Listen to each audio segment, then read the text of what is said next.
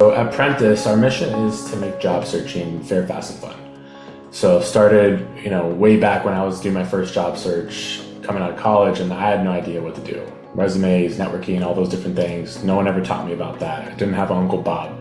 So learning it was really a struggle, and eventually I figured it out, but I wanted to build something like Prentus. So a couple years later, I became a career advisor at a boot camp and saw it from the other perspective. And it was like, wow, I see people just like me that have this talent, have the tenacity and grit, but they're not getting a fair shot at a job because they don't have those connections and they don't understand how the process works because there's all these unwritten rules. So I really tried to build Prentus to help guide the average person from zero, knowing nothing about the job search, to give them a structured path that is fun, where we have gamification, we have community built in, and now AI as well to help guide you on your path to landing a role that gives you fulfillment. If you want to be a successful entrepreneur, you have to be okay with being low class for a long time. People come out of Stanford or Google and they raise $10 million an idea, but those are very much the outliers. For everyone else to build a business, you really have to understand that you're gonna get paid last, even when you have employees. It's gonna take time for things to work. You have to throw spaghetti at the wall, see what sticks, and you really have to understand that it's not gonna be a one thing and then you're done and you have a successful business and it's running. You are gonna get knocked down, you're gonna get no's after no after no, and during that time, you're gonna see other people kind of succeeding around you and wondering what's wrong with me, but it's really, you just have to be okay with the patience of it. And another part of success is, just staying alive long enough. You see most people that talk about, what separates successful entrepreneurs from those that don't. It's just that they didn't quit. So if you stay alive, you keep learning, you take the no's, and you go back to the drawing board each time, eventually you figure things out. And some people it's 1 year, some people it's 10, but you just gotta be tenacious. There's a podcast called 20 VC, and he interviews a lot of different founders, and he always looks for kind of like trauma, honestly, in people's childhoods. And you do see a lot of times with entrepreneurs that there's something in the household or they're just doubted and upset by someone. So it's a lot from childhood that really forms that personality. And then once you get to an adult, I think you still can learn it, but you really have to have something to prove, whether that be for yourself, for your family, for some other mission that's deep inside you. That's really what can help you be tenacious and survive through the punches. Well, the fact of the matter is, there's always new technology. Things are always going to be adapting to whatever the new reality is. With AI, I will say that it's kind of a technology that's permeating way quicker than other technologies. So the change is more rapid. That's what's getting everyone to be afraid. But just like with all other technologies, yes, some roles will be eliminated, honestly. But as it gets into the system, there's new roles that will pop up. Existing workers become more productive. They can be more productive in terms of ideas and working on more high value things versus admin work. So in general, I think that there's a bunch of different opportunity. The cards or everything is kind of shaking out right now, so we don't know exactly where in the funnel the opportunity will be. But in general, I think as long as you are someone that is quick on their feet and learning, then you'll be able to survive in this market. But you gotta stay on top of things because it is changing very quick.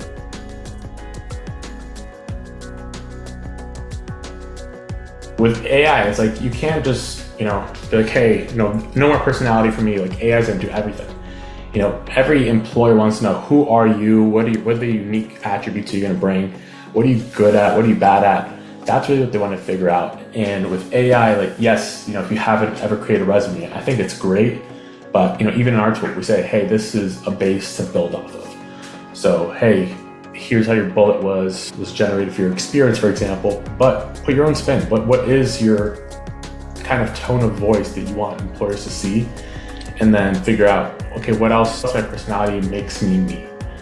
So do that. And then additionally, just to make sure that as someone that hires people apply, I'll see these kind of templated cover letters as example as well. But when someone does something else that shows me they're human, like sending a Loom video or some other project where I could tell, hey, they've actually tailored this themselves, that helps them stand out.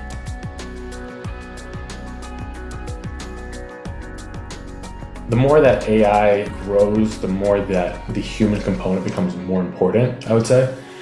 So we also have a community built into our platform. And I'm like, okay, how can we connect people that have no social capital right now because they come from a certain kind of community, and how can we connect them into new circles, open up those pathways, and get them talking about themselves? Because the old saying is, your network is your net worth, and I think it's becoming more true.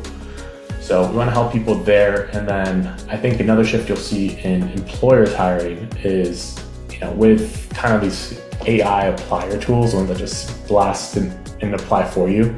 There's a lot more slop. When I post a job, you get like 1,000 applicants, and we're a tiny company. The Microsofts get 10,000 applicants. Like, it's a mess. So recruiters and companies, they're more like, hey, I want to actually not even post this job and just recruit myself. So they're going to be looking to tap into referral networks and just talent pools in general. It gets harder. So like, yes, in our company, we're trying to increase access to kind of this knowledge and helping people tap in. But at the end of the day, like, no matter if it's job searching 50 years ago or today, the people that do the extra 1% effort, 2% effort, like, those are going to be the people that get the top jobs and stand out from a pool of applicants. So the big thing there is whatever everyone else is doing, or you zig when others zag. That's exactly what I do.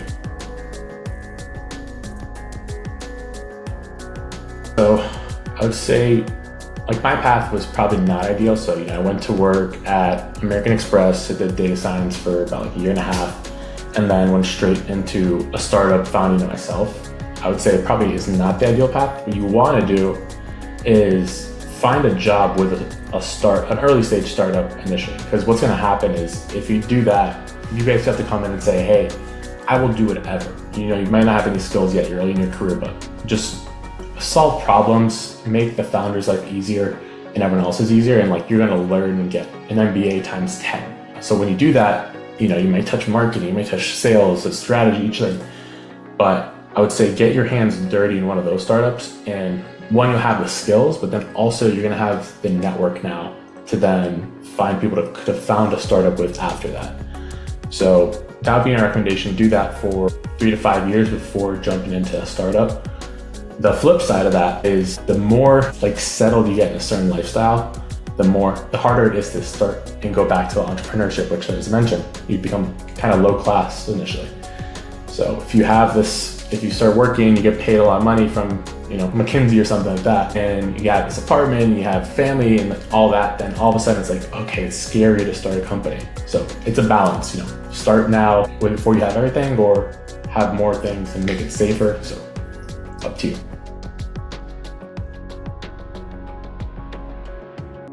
Might be controversial, but I think it honestly isn't too important. I would say you want to network with where you want to work. So for me, it's like, okay, yes, we had some international clients, and honestly, it didn't work out as well when it was just a sub-focus. So I think with anything in life, you want to be really focused in terms of what you want to do and work. So if you're like, hey, I want to work in sustainability in the US, then focus on that country. If you're like, hey, I want to build farms in Namibia, so really focus on that.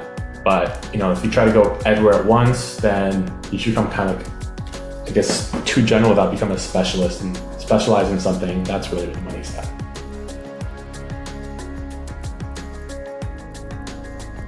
Each person has their kind of way of learning. I've always been learn by doing. When I was writing my first programs, they're like, oh, you have to write and do all this logic, and I'm just gonna keep trying to compile until the code actually works. So that's my learning style. I'm like, okay, instead of doing a full tutorial, let me just try to build something, break it, and then eventually it works and you figure it out.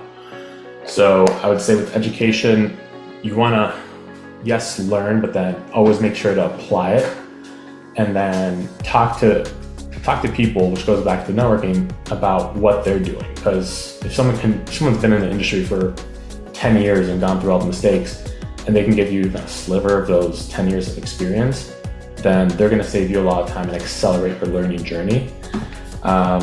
So yeah, but always continuous learning is essential to survive in this age. You do learn new skills. Putting a certificate, at least in my opinion, is not that impressive, but it's what did you do with that certificate? Did you build something? Or hey, how did you leverage that to something else?